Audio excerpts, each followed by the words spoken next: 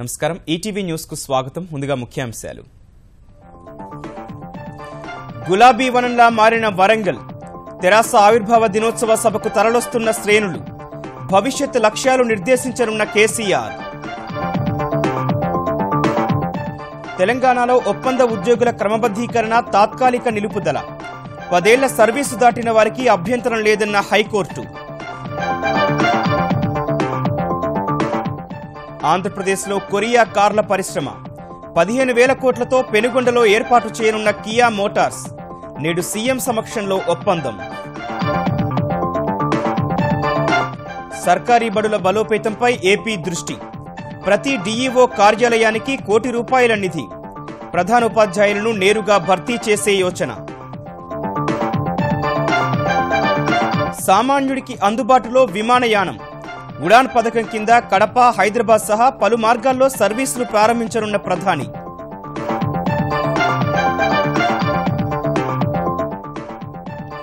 TV Nandi పురస్కారాల్లో సత్తా చాటిన ETV. 2012-13 సంవత్సరాలకు గాను 35 విభాగాల్లో అవార్డులు కైవసం. ఐపీఎల్ 10లో కొనసాగుతున్న కోల్కతా జోరు. ఊతప్ప విజృంభణతో పూణేపై ఘన విజయం. పాయింట్ల పట్టికలో అగ్రస్థానం.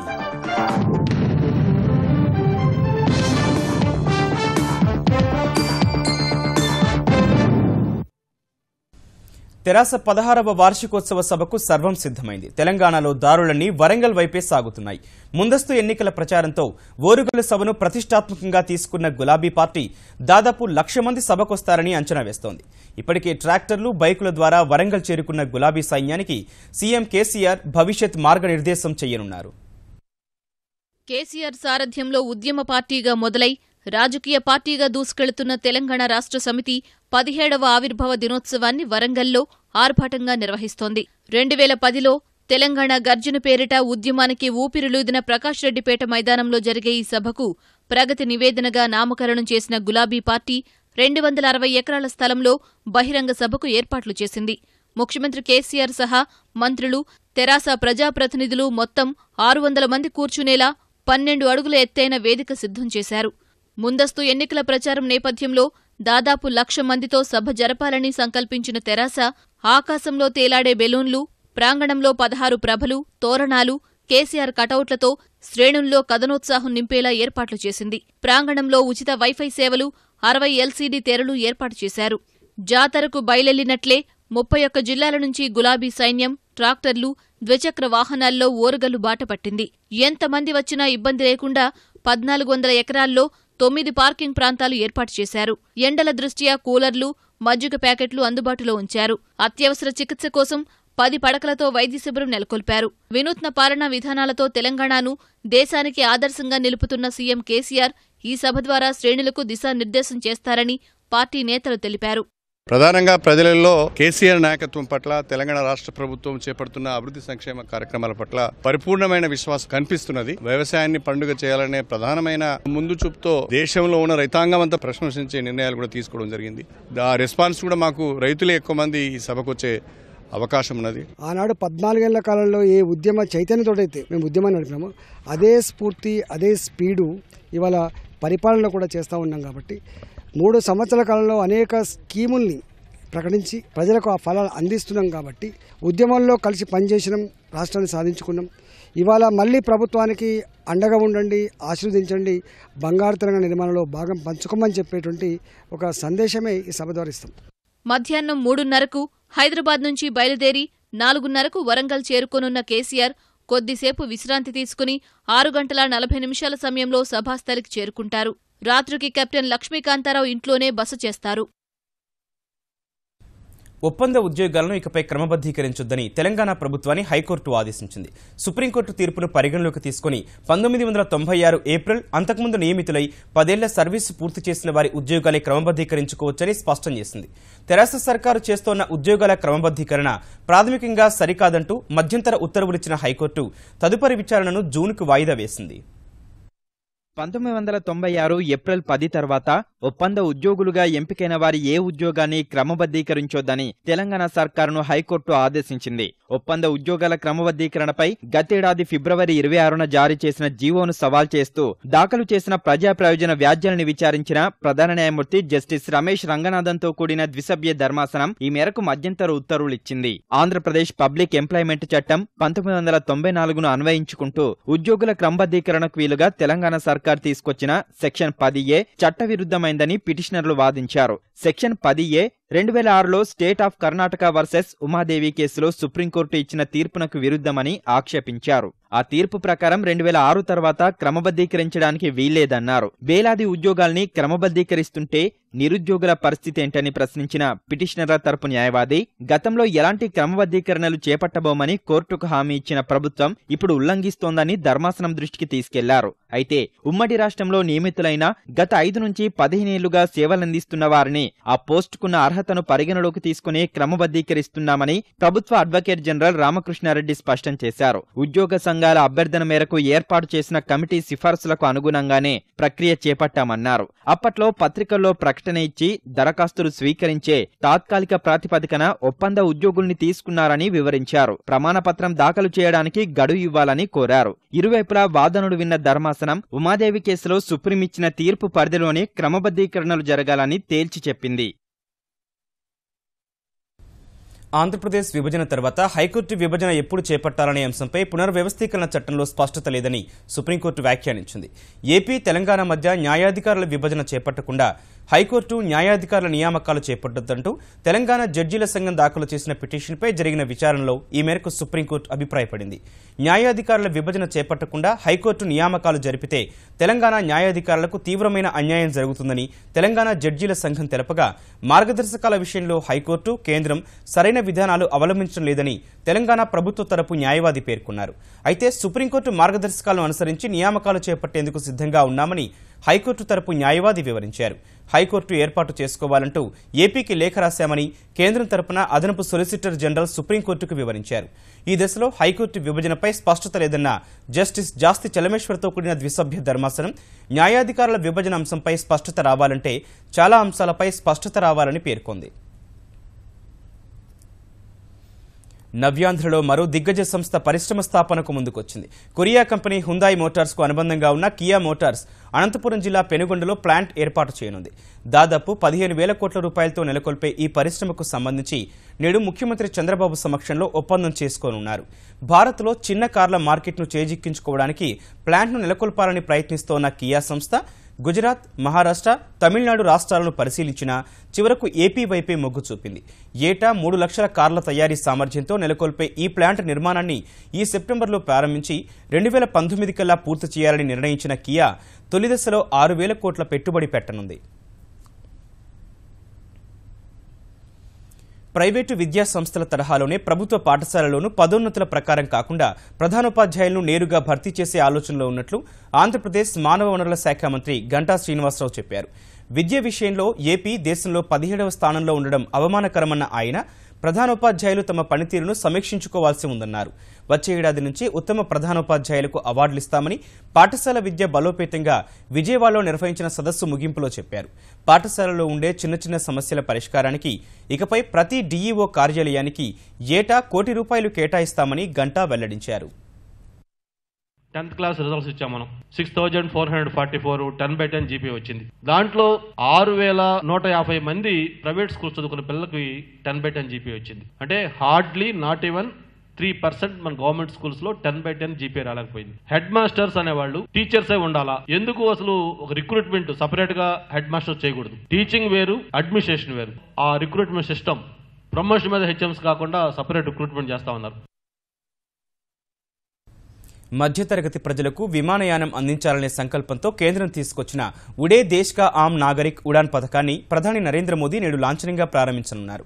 ప్రాంతీయ అనుసంధానం పథకం ఆర్సీఎస్ కింద సిమ్లా నుంచి ఢిల్లీ మధ్య తొలి ఉడాన్ విమానాన్ని మోదీ ప్రారంభించబోతున్నారని పౌర విమానయాన మంత్రిత్వ శాఖ వెల్లడించింది.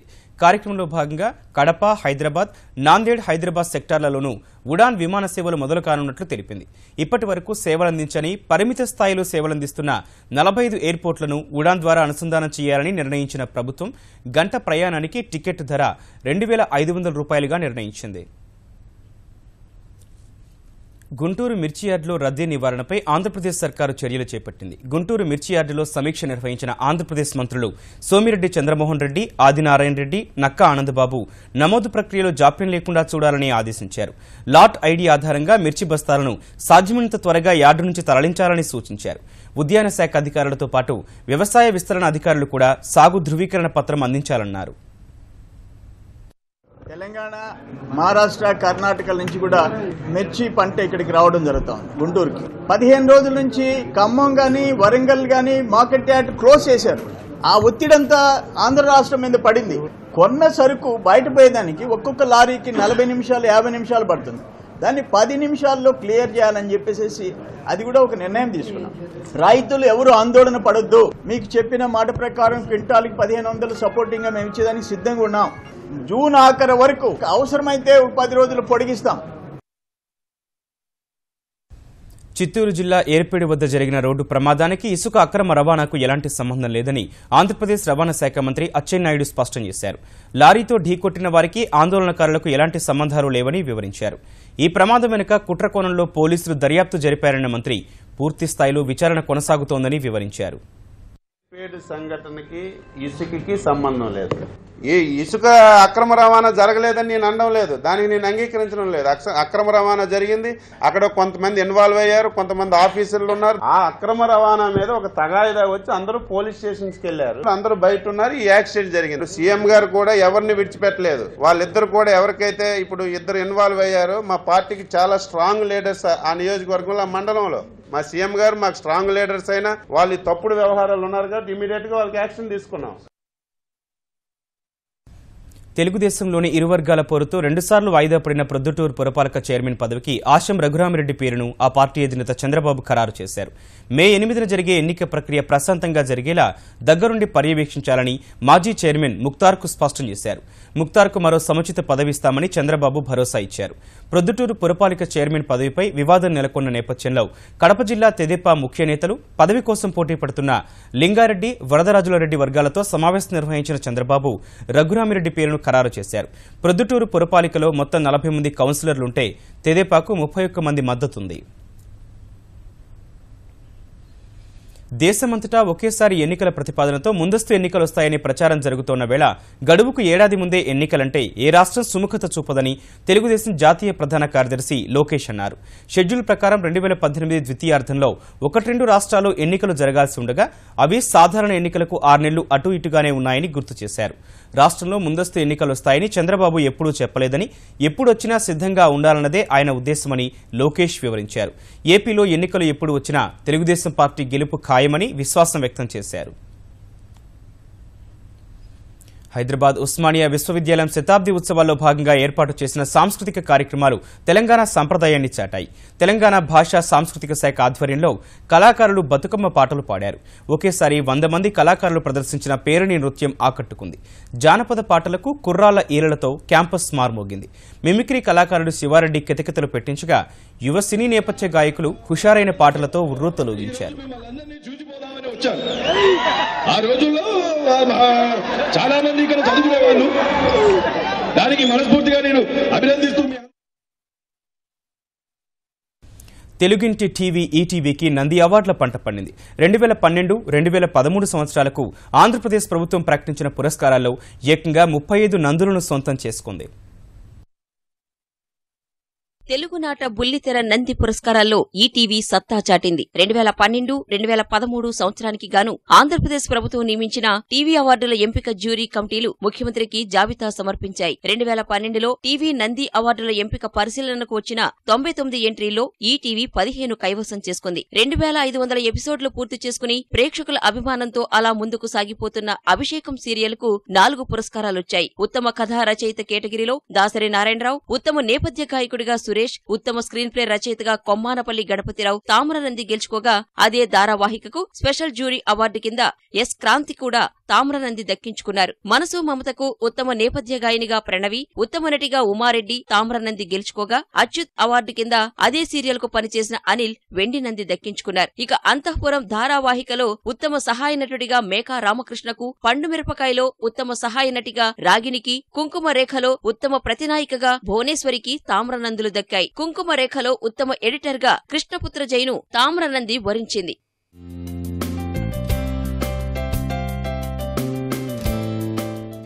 2012లో 15 నందులు గెలుచుకున్న ఈటీవీ 2013లో 20 దక్కించుకుంది. ఉత్తమ టీవీ ఫీచర్ విభాగంలో ఈటీవీ 2లో ప్రసారమైన సుఖీభవకు బంగారు నంది, మార్గదర్శి కార్యక్రమానికి తామ్ర నంది దక్కగా ఆ ఏడాది పురుషుల విభాగంలో ఉత్తమ వార్తా వ్యాఖ్యాతగా సిహెచ్ఎల్ఎన్ శర్మ తామ్ర నంది గెలుచుకున్నారు. ఇక ధారావాహికల్లో మనసు మమతలో నటించిన ప్రీతంకు అచ్యుత్ అవార్డు కింద వెండి నంది, స్వాతి చినుకులకు బెస్ట్ డైరెక్టర్ గా మలినేని రాధాకృష్ణకు వెండి నంది దక్కాయి. అభిషేకం సీరియల్ కు ఉత్తమ గేయ రచయితగా దాసరి నారాయణరావు, స్వాతి చినుకులకు ఉత్తమ సినిమాటోగ్రఫీ విభాగంలో పి ఓం ప్రకాష్ కు తామ్రనంది దక్కాయి. D6 కు పనిచేసిన బాబు శృంగవరపు ఉత్తమ ఎడిటర్ గా, పి రమేష్ బాబుకు ఉత్తమ ఆర్ట్ డైరెక్టర్ గా తామ్రనంది గెలుచుకున్నారు. అలీ 369 అంటూ బుల్లితెరపైన నవ్వుల సరదా పంచిన అలీకి ఉత్తమ పురుష వ్యాఖ్యాతగా తామ్రనంది, యుగపురుషుడు కార్యక్రమానికి ఉత్తమ మహిళా వ్యాఖ్యాతగా ఝాన్సీకి తామ్రనంది దక్కాయి. శిఖరం సీరియల్ కు స్పెషల్ జ్యూరీ అవార్డు కింద భరణికి తామ్రనంది వచ్చింది. అందుల ప్రతిభ చాటుకునేందుకు వేదికైన బ్లాక్ కార్యక్రమ దర్శకుడు మురళీధర్ కేసరిని తామ్రనంది వరించింది. 2013 తర్వాత సంవత్సరాలకు త్వరితగతిన అవార్డుల ఎంపిక పూర్తి చేయాలని జ్యూరీలను ముఖ్యమంత్రి చంద్రబాబు ఆదేశించారు. బాహుబలి టికెట్లను అధిక ధరలకు విక్రయించే థియేటర్ యాజమాన్యాలపై కఠిన చర్యలు తీసుకుంటామని తెలంగాణ సినిమాటోగ్రఫీ శాఖ మంత్రి తలసాని శ్రీనివాస్ యాదవ్ హెచ్చరించారు. వాణిజ్య పన్నుల శాఖ అధికారులు, పోలీసులు, చలనచిత్ర అభివృద్ధి సంస్థ ప్రతినిధులతో ఈ అంశంపై అత్యవసర సమావేశం నిర్వహించిన తలసాని సినిమా టికెట్లు, తిరుబండారాలు అధిక ధరలకు విక్రయించే వారిపై చర్యలు తీసుకోవాలని ఆదేశించారు. దేశ అత్యున్నత సినీ పురస్కారం దాదాసాహెబ్ ఫాల్కే అవార్డుకు ఎంపికైన కళా తపస్వి కె విశ్వనాథ్ను సినీ నటుడు పవన్ కళ్యాణ్, దర్శకుడు త్రివిక్రమ్ అభినందించారు. తర్వాత విశ్వనాథ్, ఆయన కుటుంబ సభ్యులతో కాసేపు ముచ్చటించిన పవన్ విశ్వనాథ్ రూపొందించిన 12 చిత్రాలను ఒక సీడీ రూపంలో విడుదల చేయాలనే ఆలోచన ఉన్నట్లు వెల్లడించారు. నాకు వెస్టర్న్ మ్యూజిక్ ఎప్పుడు అవగాహన ఉండేది. నాకు చిన్నప్పుడు స్కూల్లో పెరిగేటప్పుడు కర్ణాటక సంగీతం ఇవన్నీ నాకు తెలిసేది కాదు. శంకరాభరణం సినిమా చూసినప్పుడు చిన్న వయసులో ఎడిక్ట్ అయిపోయినది. ఎన్నిసార్లు చూసానో నాకే తెలియదు. అలాంటి గొప్ప గొప్ప సినిమాలు తీసి, అలాగే నాకు ఇష్టమైన సినిమాలు ఆయన తీసిన శంకరాభరణం, స్వాతిముత్యం, సప్తపది ఇలాంటి సినిమాలు అండి. కె విశ్వనాథ్ గారి బెస్ట్ ఫిల్మ్స్ అంటే ఆయన తీసినవన్నీ గొప్ప చిత్రాలే. అందులో ఒక 12 సినిమాల్ని ఒక డిస్క్ సెట్ గా తీసి లిమిటెడ్ ఎడిషన్ లాగా కొన్ని కాపీలు మాత్రం ప్రింట్ చేసి ఆయన పట్ల మాకున్న ఇష్టాన్ని గానీ అభిమానాన్ని గానీ ప్రకటించాలి, గౌరవాన్ని అని ఇందాక కళ్యాణ్ గారు అన్నారు. మాకు ఐడియా నచ్చింది. దాన్ని ఈ ఇయర్ లోనే మోస్ట్లీ కంప్లీట్ చేయాలనుకుంటున్నాం.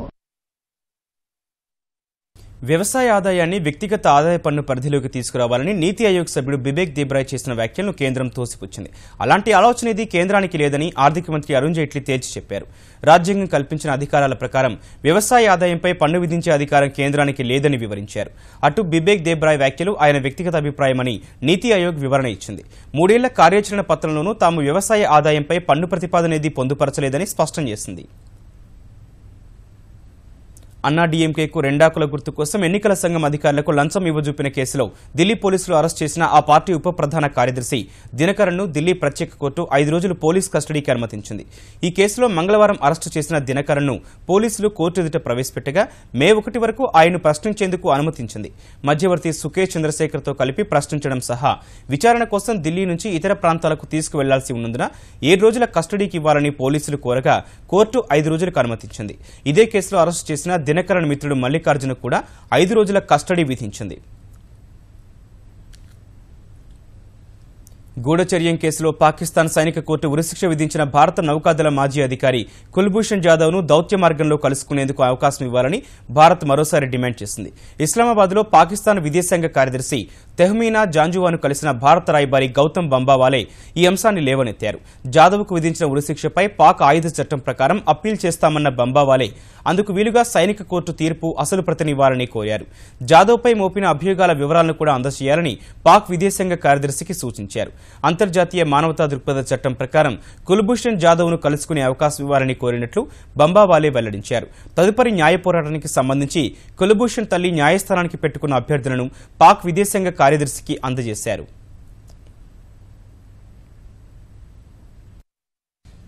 దేశంలో విధ్వంసం సృష్టించేందుకు లష్కరే తొయిబా, హిజ్బుల్ ముజాహిదీన్, జైషే మొహమ్మద్ ఉగ్రవాద సంస్థలు చేతులు కలిపినట్లు సైనిక నిఘా వర్గాలు హెచ్చరిస్తున్నాయి.